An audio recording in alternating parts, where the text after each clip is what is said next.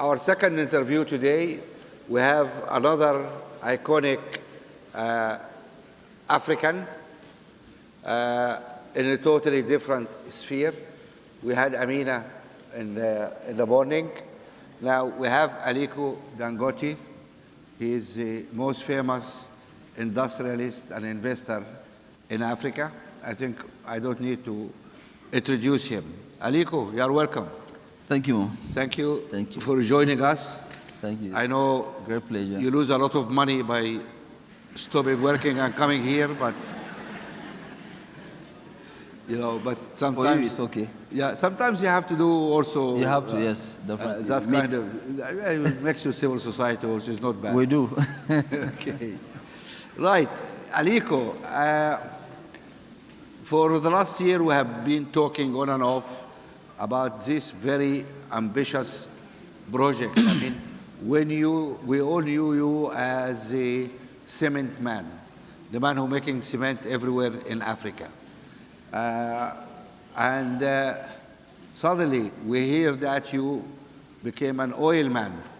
And in oil, you went into most complicating area.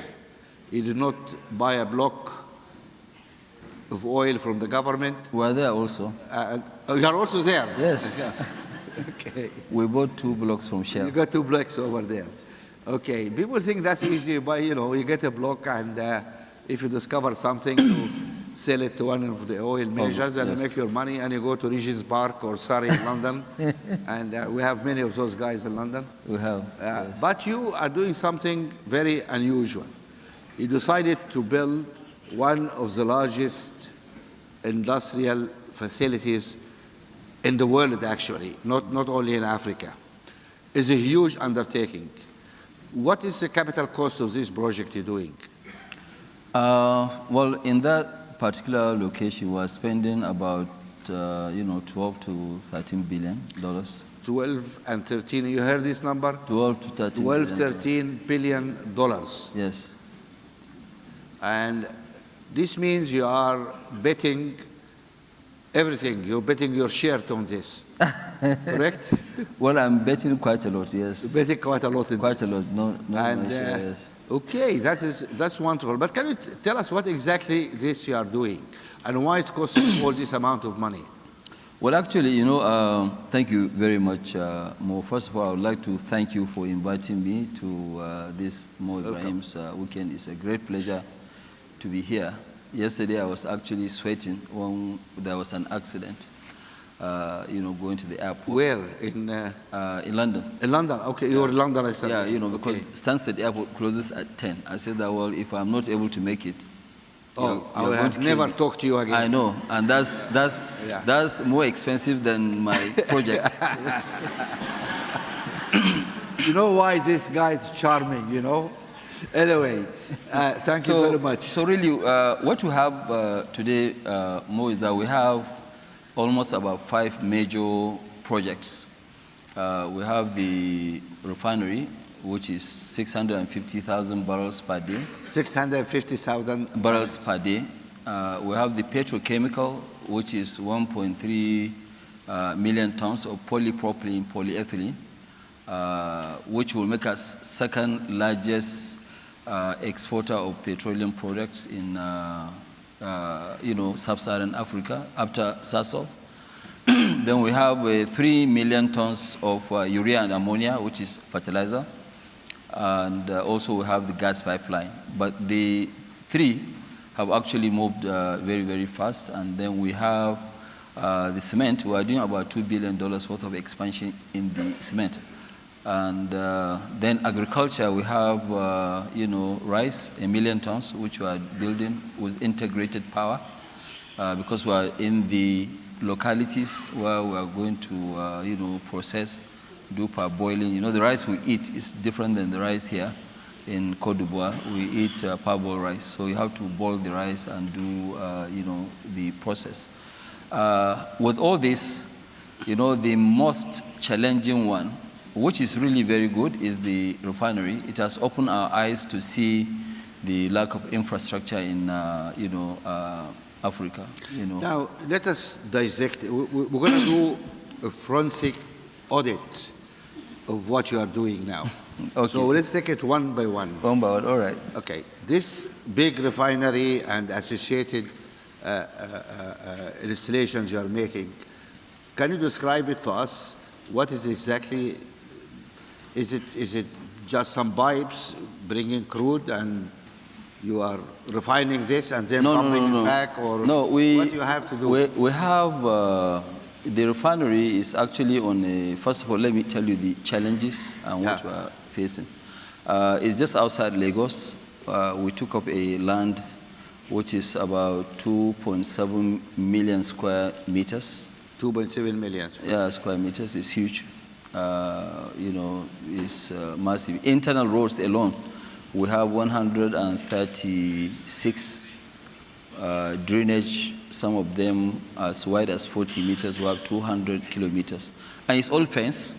240 kilometers of roads you have to create? No, 136 kilometers of roads. By drainage, we have about 213 or so. Okay.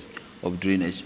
But the most challenging is that, you know, the land, it was just a jungle, it was a mangrove. We marshlands. Marshland, we have to remove this thing, you know, all the trees. You have to clear it, and then we pump 65 million, cubic meters of sand, which is quite a lot. We have to bring the two world's biggest dredgers to work there continuously for almost about 10, 11 months. So you get this sand from the seabed? From the sea, yes, from the sea into the land. Okay. And, so when we finish that, we are now faced with the quality of the soil that we have. Our refinery, not the fertilizer, the refinery section alone has the highest number of piles you can find anywhere in the world, which is 136,000 piles. It's huge. It's 100, so everything about this refinery is very, very huge. You can see the regenerator, which they are showing here. Can we have some? What's that? Yes, this one is weighing 3,000 metric tons. You have to generate your own power? No. This regenerator, it regenerates the crude. You generate the crude. Okay. Yes. So.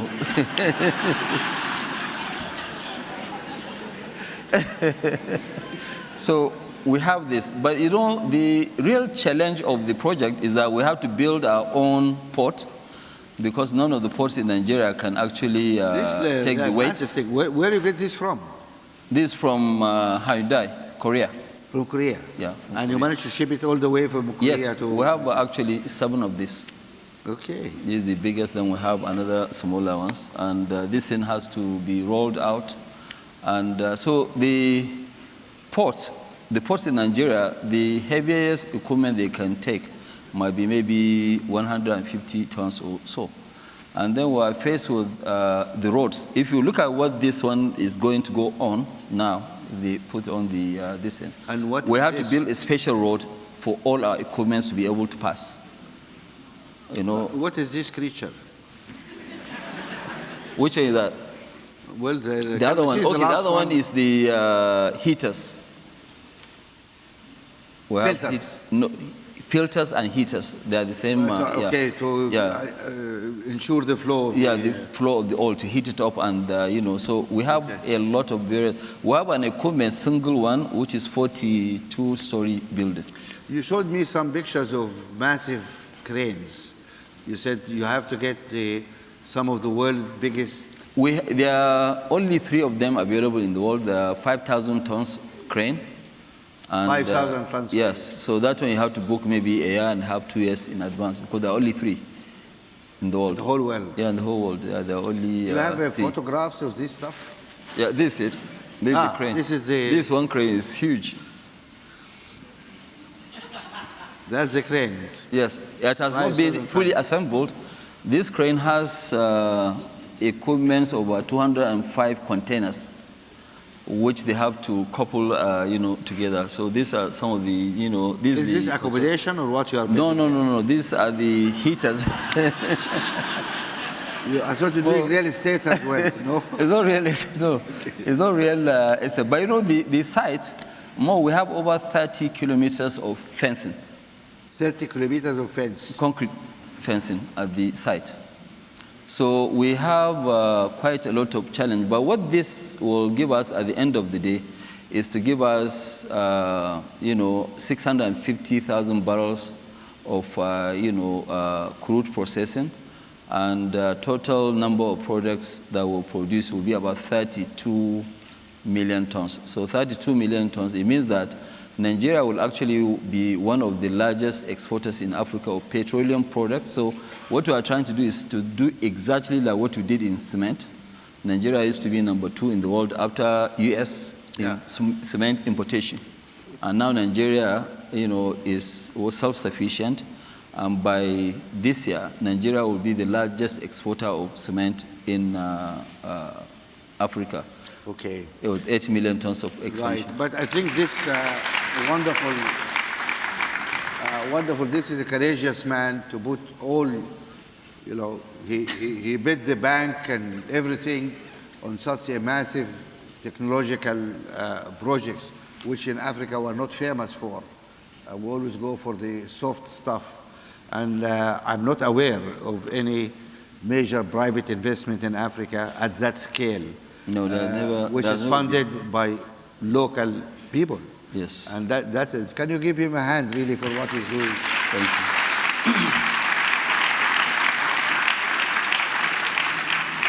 you. Now, we come to cement. I know you have a number of cement facilities. In how many countries you are producing? Well, 14 in total, the operational one. 14. We have about 11, then we have about 3 new countries. Now, let me ask you a question. You had to do 14 factories. No, more than 14 factories, 14 countries. 14 countries, so you have more than one? Countries we have, like in South Africa, we have 2. In Nigeria, we have 3. We are building the 4th one. Let me give you the scale of our industries. Like in Nigeria, we have one single location which we are producing about 13 million tons, which is 13 million tons. 13 today, but by end of this year it will be 16, which is by far outstripping the whole production of South Africa. So you're going to end up producing more than South Africa? In that location alone, yes. Just one location? Just one location, yes. South Africans, watch out. You guys are they don't need to watch out. I'm there becoming also. History. Yeah. So we have in Zambia, Tanzania, Ethiopia, Congo, Brazzaville, So most of the countries, were there. In Cameroon, we're actually building another 3 million tons here in Côte d'Ivoire. Yeah. Côte d'Ivoire, just about an hour, from here. Now, strategically, when you start to build this empire of cement manufacturing, are you, of course, you're looking at markets, etc., and raw materials and transport, but was it necessary to build in 14 countries? Couldn't you build in 4 or 5 key locations and then transport to other countries? Or are the custom barriers forcing you to put factories sometimes where it is not optimum to do so? Well, there are several reasons. One of the reasons, first, is that it is not easy to move around. It's not easy to move around? It's not easy to move around, that's number one. Number two, it depends on the country, whether they have limestone, which is our key raw material. That's what I thought. Some location will be more... Yeah, it depends. Like now, let me give you an example, because you've talked about movement within Africa. Yeah. Take, for instance, our factory in Nigeria, which is in a place called Igbeshi. It's not far away from Obasanjo's house. Okay. Yeah? You put it there because of Obasanjo? No. It's because of the limestone, actually. Okay. So we have the factory there. We are only 28 kilometers into Republic of Benin. But Republic of Benin, they don't allow us to take cement into, Benin Republic. But they import from China. Why? It's one of the areas that I keep always discussing with my very good friend, Vera. I'm sure she's somewhere here. And I always tell Vera, please, can you make the regional markets in Africa to work before we go to AFCFTA? Now, let me just get to the bottom of this. Could it be the Chinese cement cheaper than your cement? No. It's whatever. If the market is selling for zero, we're willing to compete at zero. So we'll just take and sell. So you are happy to compete at price? No. It's not about competition. It's about allowing us to go in. So how come they allow Chinese and not allow Nigerians? Honestly, Mo, you should ask the president of the country. He will give you. Do you have anybody from Benin here? No? I'm sure nobody will rise up his hand. Do you? Nobody from Benin Nobody from here. Benin? Where? Okay, why are you doing that?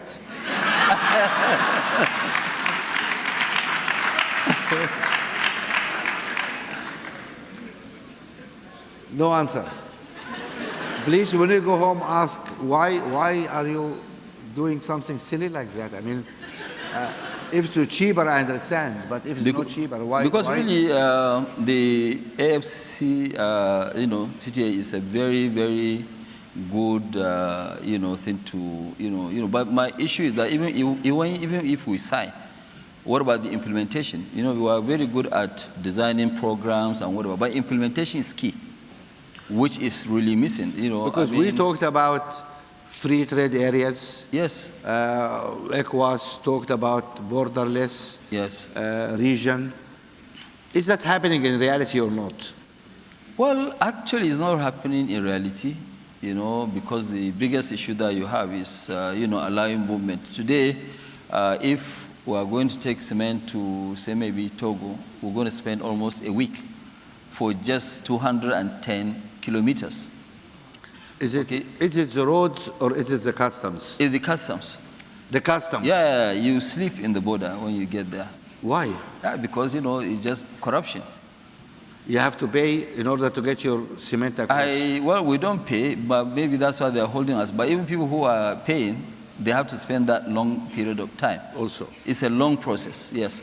So I think the CFTA will help us. But I think before we jump to CFTA, we must make sure that the regional markets are working very well. Right. I think there is some practical issue here which people need to think about. We keep celebrating in Addis Ababa signing agreements and borders and movement free.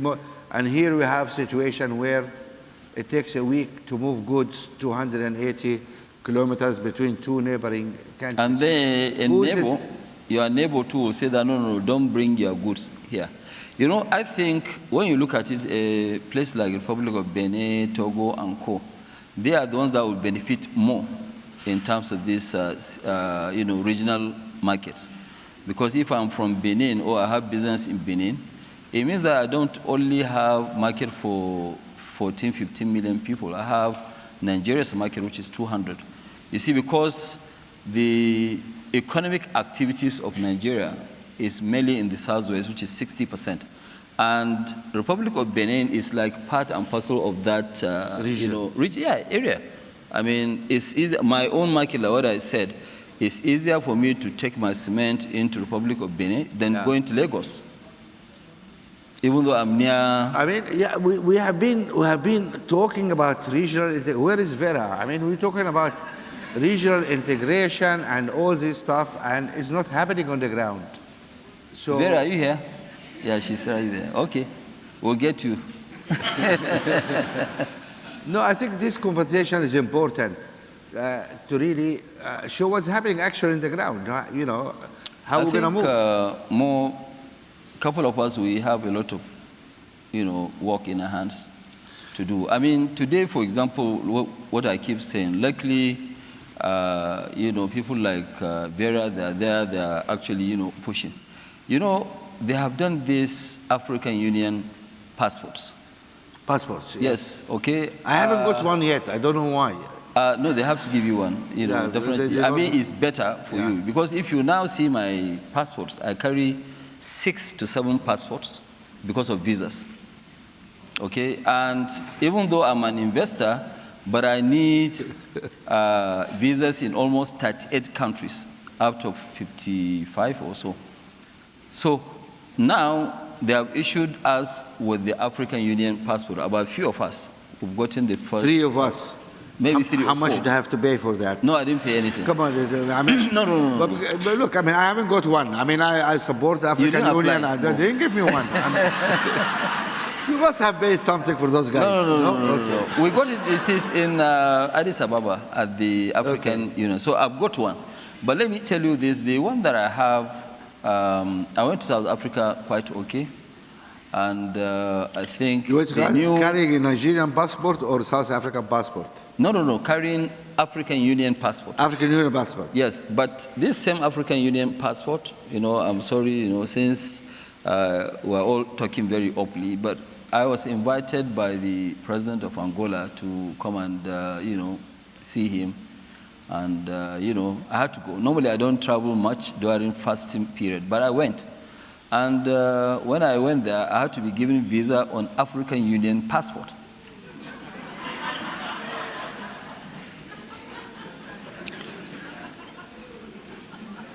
Maybe there is fees for the visa? No, There's no fees? It's not about fees. When you say African Union passport, it means that you should get some move money. everywhere, free of I charge. thought that was the agreement. Yes, Okay. so I had to apply for visa, and intentionally when I applied for the visa, I also applied on African Union passport, and I gave them that one to stamp on it. Maybe you need to send the pictures of that to Musa Faki to say. No, I'm going to send it to Vera. She did not issue the passport. She didn't issue, yeah, but she should Musa go. And, Faki is interested. They said, "What is this? I mean, is that useful?" No, I think she's in Ethiopia, and since she's dragging all of us to champion this CFTA, so she needs to go and sort out these hanging issues. Then we'll all go out with her. Nigeria will sign tomorrow. I tell you something. Yeah, this trouble thing. I tell you honestly. I mean, I also have, besides Sudanese passport, I have a British passport. I cannot use Sudanese passport anyway for obvious reasons. So I travel with British passport. I go everywhere. I get my visa in South Africa. If you go to any because African I say here I'm country- British. I don't look British, but I have a British passport. So it's this. But Mo, your own is even easier or very simple. I've been to most of these countries where somebody who is my assistant, okay, who take notes in the meeting, Yeah. he will be allowed in, and they will not allow me in. An African country. An African country, yes. Okay, thank you very much. I think that's. What do you do with those guys? Anyway. Well, I think we need political will to be able to implement Yeah. most of these things that were signed in. And, I think in Africa, if you will allow British, European, Americans to get in there on visa, having visa on arrival, you should allow all Africans to get in there with no visas. And I keep telling them, I was on a panel with the Prime Minister of, Mali. And I asked him, I said, Mr. Prime Minister, the people who are causing trouble in the other part of your country, did they come through the airports? No, those guys, they don't need a visa. Boko Haram, that's. Exactly. They don't need a visa, so whether you give Of course. it's better you go and concentrate on the You go troublesome from the people. border, exactly. You go They just go through with their tanks. 5 kilometers from the airport to Yes, cross. with yeah. their tanks, and they come into the cities with no, yes. So that's the, One thing that's the- before, I need to talk a little bit about the issue of policy, but before we continue there's one thing you mentioned about agriculture. Yeah. Now, I just want to know what exactly you do about agriculture. I look at agriculture as also the one activity which can create a lot of jobs. Frankly, mining does not create jobs. You told me that you employ up to 70,000 people to build Refinery. that refinery and Yeah. stuff. I think there is a port need to be built, and there is power. So many all sorts of infrastructure. things. But these are not operational employment. This will be employed during the construction. period of construction. But when you But you operate, develop a lot of skills. yes, but when you operate, there will be only a couple of thousand or 3,000, something like that. Yes, but the indirect employment is there also. Fine. Yeah. But But what I'm saying, agriculture, nothing- agriculture generates Oh, huge yeah, amount of jobs. much, much more. That's why I'm interested in agriculture. Tell me, what exactly are you doing in agriculture? Thank you, Mo. Well, what we are doing in agriculture, we are building 1 million tons rice, parboiling and processing with power generation, also attached to them. And with this, what we are doing is that we are giving the farmers, seeds, apart from seeds with implements, and then, when they finish the harvest, we buy this. But they have a choice also, so that we don't really hold them to ransom. They have a choice of selling to anybody who will offer So more. although we give them the seeds and the We give them the fertilizers seeds, and the implements. If they need any additional money, we have a backup by our central bank to lend them money, as a to group. enable them to To enable them, yes. Because in those areas, it is very difficult for them to go and mortgage their houses and borrow money. monetize. So the assets, so they can easily borrow money under soft terms. Somebody is not going to ask you to bring your grandmother's certificate of birth, which you normally don't have. Okay, and but those people, when they finish, they sell you the rice, and you are committed to be competitive. Well, committed. It's not very because I committed. lend you money, you must give it to me cheap. No. What we have agreed with them is that if my price is not right, they should give to somebody, but they should come back and pay me my money. You pay your debt, of course. Yes. That's the debt. So it's that's settled. what we have. But you see, you can imagine how many jobs we are going to create. How many people are going to work on this? Both that one and the sugar in the next 4 years, we're actually creating about 150,000 jobs. 150,000 jobs, yes. Interesting. I mean, this one area where Africa, But you can see the impact. We are not going to create that much jobs in the refinery, which is 12 billion. Yeah. But this one is just less than 2 billion, but you can see the amount of jobs. Created. And yes, if we really in Africa want to create jobs, prosperity, and also, okay, somebody was telling me that, yes, there's a great GDP growth here in Côte d'Ivoire, but it's not trickling down. Just like us, also in Nigeria, when you look at it, even when we're having 7-8% of GDP growth, down there, they hardly see anything. the trickle through is not happening. It is trickling, but slowly.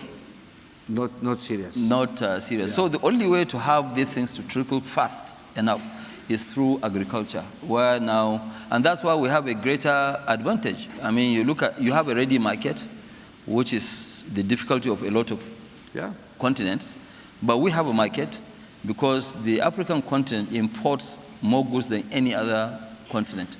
So what we need to do is to make sure that we transform our own goods. And it is very, very important more. Let me give you an example. Today, between Ghana and Côte d'Ivoire, they actually produce 2/3 of the world's cocoa. Yeah. Okay? But the total amount of these exports that they have is about $6 billion. Okay, but the chocolate market is 100 billion. Yes. So you can see that, they are just working for other people. Yeah. The problem is how to create African brands. We need to do Because that. Even all if it's the not African wallet brand, brands, they take the coca and put their actually, brand. that's right. They should actually have some of these factories here. Yeah. But you need to create a brand in order to sell it, Marks and Spencer and, markets everywhere. The brand creation, Mo, is not really that difficult. The only thing that you have to be sure of is that your quality is right and your pricing is right. Yeah. Once you have that, nobody looks at where it is manufactured. Yeah. Yeah. Because most of the shoes you buy in Italy, they are not manufactured in Italy, especially in the U.S. Is it U.S.? Yeah, I thought in U.S. US. stopped manufacturing everything. They say China does everything now. Well, They China still produces make shoes in America? Yeah, they do all that. But right now, your friend is trying to drag all the industries to go to America. Okay, we'll not talk about that Trump. now. Okay. Right. I mean, that's very interesting. Let us move also to, although the point of agriculture, I hope it registered. And that's a very important area because first, we are not really using all the lands we have. We have huge amount of arable land which has not been used. 60% of the world's arable land. And we're not using that. Then even the land we are using, we have the lowest productivity in the world. And there is a huge upside there if we improve that productivity. So this is an area people need to look at very carefully. We've changed that though, Mo, before you go on to your next DC. You know, the rice, before in Nigeria, we used to do only one crop per annum. Now we do 2 crops, and they used to get about 1 to 2 tons per hectare. Now we have varieties that we imported that are giving us up to 8 tons per hectare. So once you have this, you know, it will help the farmers. Techniques it will help a lot of people to now realize that, look, farming is not a poor man's business. It can actually get rich faster in farming than doing something else. I mean, you look at it, you know, I mean, today we also have fertilizer, which we used to import a lot. Okay, this fertilizer, we have laboratories that will go and test your soil and give you what kind of fertilizer that you need. Whereas right now, as of today, people use the same fertilizer for maize, for rice, for sugar, you know, so they don't actually differentiate, including the type of soil that you have. So this issue of best practice, why don't you produce a case study or something useful? You've been through that, and let us, other African countries, appreciate how to do it. Because we need to replicate what you have done there in other countries as well. Or you plan to do it all by yourself? No. Okay, so you're going to allow other people. So why don't you really let people know, here is how to do it. And, well, you know, that is one of the reasons why when you look at it, you know, I do travel, you know, very often to various areas, you know, where I can give a talk, you know, sometimes inside Nigeria, sometimes outside, you know, Nigeria, just tell them that, hey, look, all this thing is a myth. Nothing is impossible. We can really make it happen. We as Africans, we can actually, you know, the issue is that, first of all, we have to understand that there are, I mean, in all the countries in the world, whether it's South Korea, Japan, US, those economies were actually built up by their own indigenous. So if we don't lead in Africa... And agriculture was the basis of the development of many of these countries. Pardon me? Agriculture was the basis of development of many countries. Yeah, many of these countries. It's not backward, as people think. No, it's not backward like us. But because of time, let us move on a little bit different subject to talk about you as a person. And, well, you made a lot of money now, but I guess it doesn't matter now because for you it is numbers in the banks, you know. You look at your bank statement and, you know, how many zeros here or it's not here or there. But I don't even look at that at all. You don't even like it, but it's okay. But when you made your first million or 5 million, well, how we deal with that? When you made your first million or 5 million or... You know, the way it is that when you first start business, your target is to make your first million. You know, okay, fine, I did that. But, you know, after, you know, a year or so, I realized that, look, I have much more than 12, 13 billion, you know, and I said, okay, fine, all these numbers are just written numbers. Yeah. You know, and one day I went to a bank. Yeah. You know, at that time there were no restrictions of this, and I wrote a check and cash $10 million, and I took it home. For yourself? For myself, yes. You cashed $10 million from the bank? Yes. Yes, and took it? I put it in the boot of my vehicle, yeah. And I went home, and I opened it, and I look at 10 million, I said, that, okay, fine, now I believe I have money.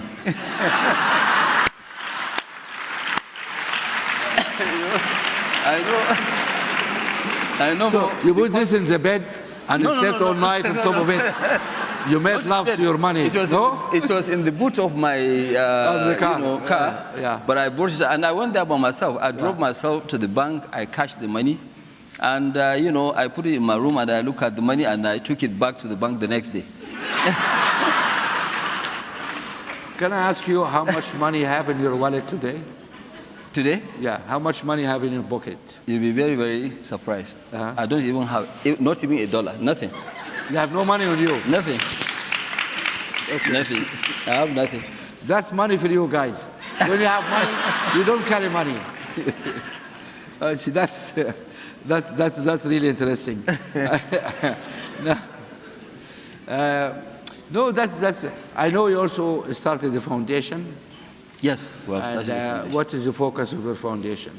I think the focus of our foundation is health education, empowerment, and disaster relief. So we do quite a lot. 2 years ago, we did an endowment of $1.25 billion. $1.25 billion.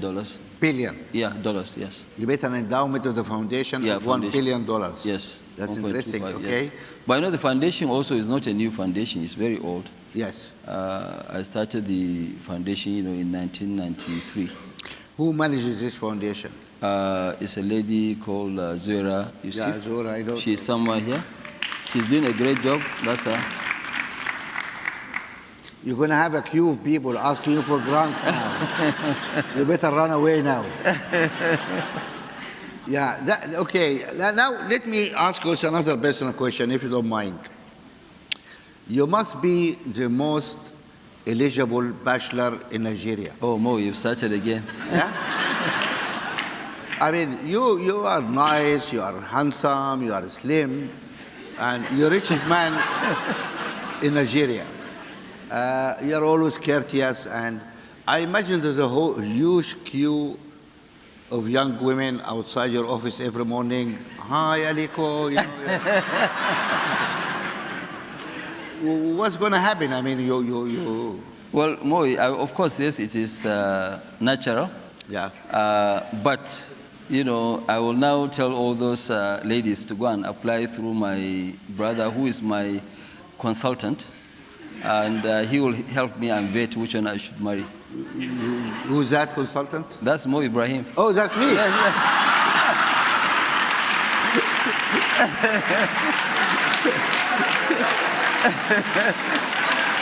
This guy is,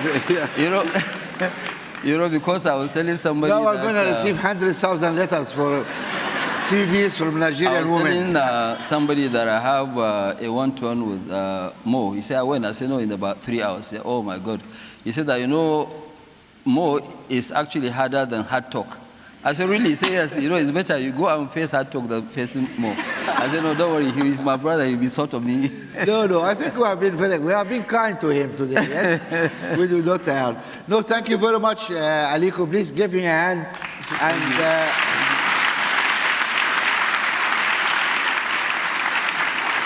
we are running out of time. We're going to allow 2 questions. But Mo, I have a harder person. I thought I was very hard. You? But yes, I have somebody in the family very hard. My daughter is here, Halima. She's very hard. Oh, Halima is a character. Yes. That's why she's hiding. She doesn't want people to see her. Yeah, Halima is she's like a businesswoman, and yes. She's building her own space now. Yes. That is wonderful. She was with us in dinner last night, actually, when you were late. I'm going to allow only 2 questions because we run out of time, but I really need interesting, serious questions. Not application for marriage or... Okay, somebody over there. Yes, go ahead.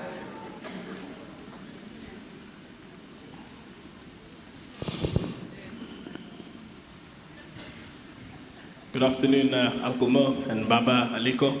My name is Velani Mboweni. I'm a South African entrepreneur from Cape Town, focusing in technology and transportation.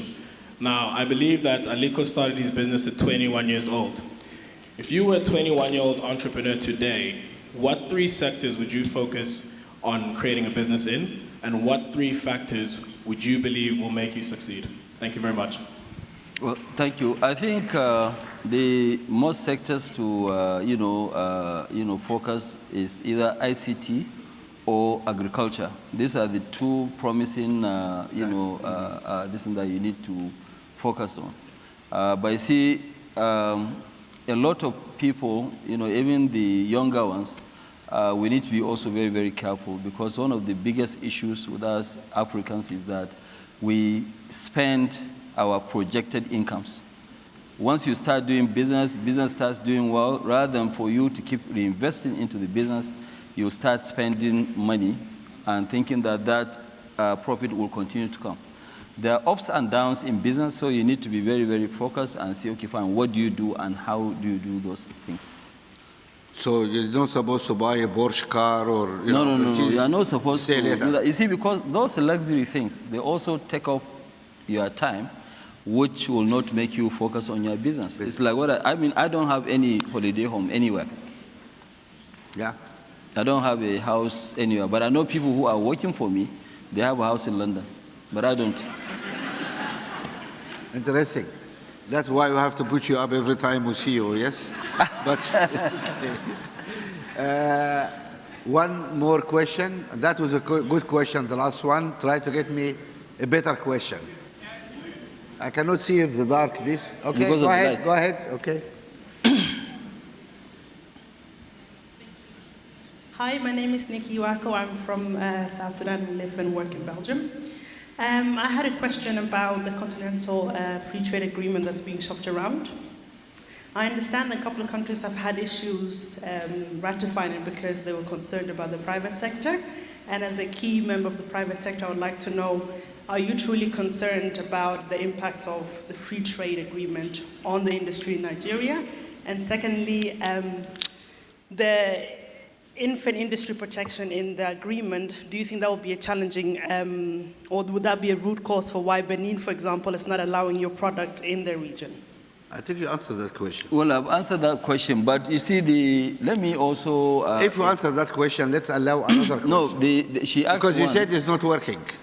It's not working, it's true. So, what more you want to say? No, what she said was, think about the industry, right? Am I right? Yeah, well, Yes. the issue is that if we'll implement it to the latter, then it's okay. You know, for example, South Africa, they signed, but they said that, yes, it has to have 80% content, local content. If it's 80% local content, I want you to count 20 things in the entire Africa where we produce with 80% local content. Okay, because the biggest issue that we have a structural problem in terms of industrialization in Africa. Most of the factories that we have in Africa, they are just assembly plants. Assembly, yes. Okay, so they don't really process local raw material to this. You know, like us now, if you look at it before in cement, we're importing. Now we produce almost every single thing in Nigeria, with the exception of what we don't have enough, which is the the gypsum. Gypsum is only 3%, which is really peanuts. It's nothing. It's very cheap. It doesn't even, it doesn't But help do us. you think that 80% is a high bar? I think, I think, we have to really protect our region because, I'm sorry to say this, because a lot of people who are pushing for this CFTA, they are just looking at some of the weaker countries to go through and push their products into Africa. So if we are going to, I don't mind, even if it's 70%, we can start.